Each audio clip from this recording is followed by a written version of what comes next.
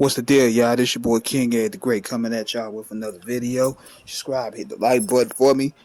So, I want to talk about the QB the Compton mixtape album that came out in 2003. And the story behind it is this. Now, I gave it a listen because I was actually kind of, thrown for a loop. Like, are these blended songs, or what's the story behind it? Like, what's the story between how Nas and JT The Bigga Figga even linked up? Well, the story reveal was Nas was out there, probably in California, did a show, and he got his chain snatched, and JT got it back for him. And in return, Nas gave him some songs and probably gave him some verses for the game project, because what he wanted to do, which was smart, and he said this on Murder Master Music Show, he said that Nas was a hot name at the time, and what better way than to capitalize off that moment, because Game at that time was just coming out, and Game rap totally different from how you sound now. Because if you listen to Game back then, dude sounded like Shine and many of those songs, so you could tell he was an unpolished diamond. But Fig, he said on his old Instagram here, he said, "I could have kept it, Nas, but I told you to be smooth and Frisco. My niggas hungry.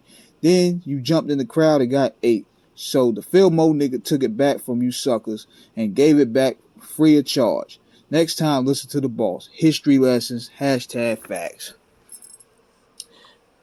Then I started listening to some of the project, and I was like, wow, this is stuff from the Lost Tapes, the Death of Escobar, and I Am bootleg.